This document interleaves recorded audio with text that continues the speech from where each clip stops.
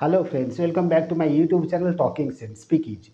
Friends, आज हम पढ़ेंगे the difference between be verb plus going to and will. ठीक है। अच्छा, ये दोनों का यूज हम कहाँ करते हैं? सिंपल फ्यूचर में विल का यूज होता है, ये हम जानते हैं। ठीक है। और कभी कभी हम be verb plus going to, जैसे कि I am going to start a new business, ऐसे हम कहते हैं। मतलब न्यू बिजनेस स्टार्ट करने जा रहा हूँ, मतलब करूँगा, वो भी फ्यूचर में। ठीक है। तो बी वर्ब के साथ गोइंग टू हम यूज करते हैं और विल यूज करते हैं सिंपल फ्यूचर टेंस में, है ना। अच्छा, तो फिर अब जानेंगे हम कहाँ be verb plus going to use करेंगे और कहाँ विल का यूज करेंगे, है ना। तो देखो, इसमें कुछ ज़्यादा अंतर नहीं होता, ज़्यादा कन्फ्यूजन होने का ज़रूरत नहीं है। आप कहीं भी आप अगर चाहोगे तो going to be verb plus going to का यूज कर सकते हो, नहीं तो सिंपल विल का भी यूज कर सकते हो। ठीक है। आप कंफ्यूज नहीं होना कि हम यहाँ विल यूज करेंगे, यहाँ be verb plus going to use करेंगे, क्या यूज करेंगे, ये सोचना अगर सोचोगे तो गलत होगा ही होगा। ठीक है। क्यों? क्योंकि ये दोनों यूज करने से कुछ बदलाव, कुछ ग्रामेटिकल गलत नहीं होता है, खाली सेंस, बोलने का जो सेंस होता है, जो तरीका होता है, वो चेंज हो जाता है, नहीं तो और कुछ चेंज नहीं होता है। ठीक है। तो अभी हम जानेंगे कि विल कहाँ यूज करेंगे और बी प्लस गोइंग टू हम कहाँ यूज करते हैं। तो विल का यूज ज़्यादातर आपका, मान लो रिसेंटली कोई डिसीजन लिए हो आप। ठीक है। रिसेंट डिसीजन,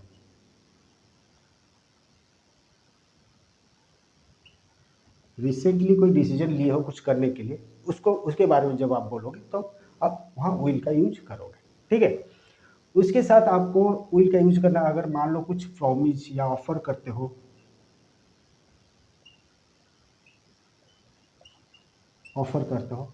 तो आप वहाँ विल का यूज करोगे। जैसे कि मान लो आप किसी को प्रॉमिस करो कि मैं तुम्हें हेल्प करूंगा, आई विल हेल्प यू, है ना। अच्छा, उसके साथ और कहाँ विल का यूज करेंगे? कुछ ऐसा प्रेडिक्शन आप करते हो जो कि बिलीफ रहता है, मतलब आप विश्वास के साथ किसी चीज को प्रेडिक्ट करते हो कि हाँ ऐसे होने वाला है, ऐसे होगा। ठीक है। प्रेडिक्शन विथ बिलीफ,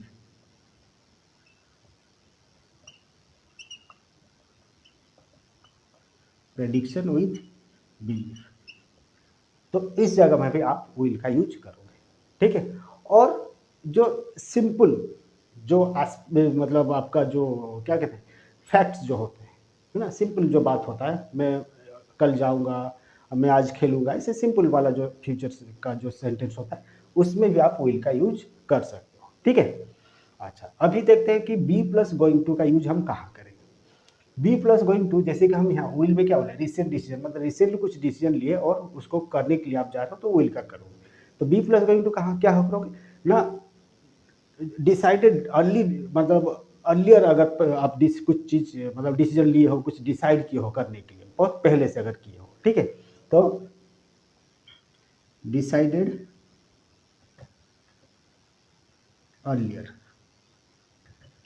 कुछ ऐसा चीज जो आप पहले से ही, मतलब आप डिसाइड किए हो और वो चीज़ करने जा रहे हो। ठीक है। मान लो आप एक महीने पहले ही आप लंदन जाने का या दिल्ली जाने का मान लो प्लानिंग की हो, मैं अगले महीना दिल्ली जा रहा हूँ, ऐसे आप कहते हो कि नहीं। तो इस महीना आप प्लानिंग कर चुके हो, तो अगले महीना आप जाओगे, तो वहाँ आप बी प्लस गोइंग टू का यूज करोगे, है ना। और उसके साथ जैसे कि हम यहाँ बोले प्रेडिक्शन विथ बिलीफ, और यहाँ क्या होता है, प्रेडिक्शन विथ एविडेंस। मान लो कुछ एविडेंस आपको मिला है और उसके हिसाब से आप प्रेडिक्ट करो टीचर, ये चीज़ के लिए, ये कारण के लिए ये चीज़ होने वाला है, ये चीज़ होगा। ठीक है। एविडेंस मिला और उसके लिए आप क्या होने वाला है वो चीज़ आप प्रेडिक्ट कर रहे हो।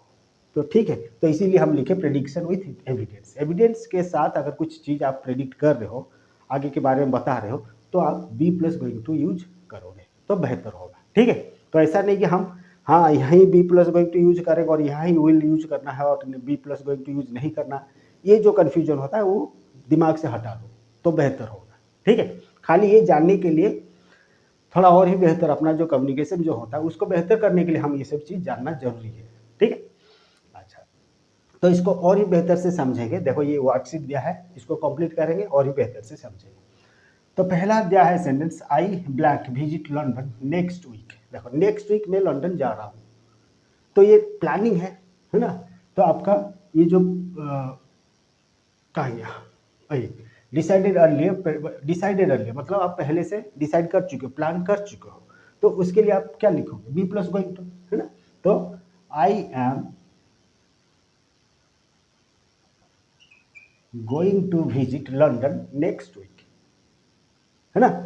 अच्छा, फिर second, don't worry I blank help you. देखो ये एक प्रॉमिस है, तो प्रॉमिस के लिए हम बोले थे विल का यूज करोगे तो बेहतर है ना।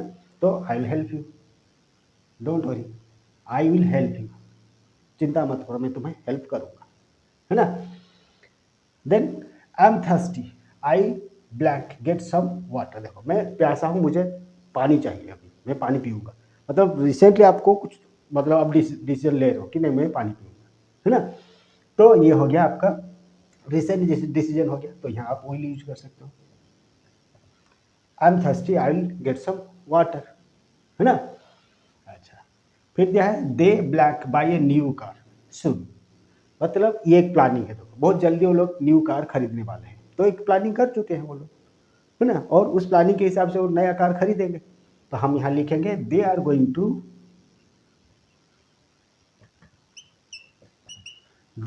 To buy a new car soon.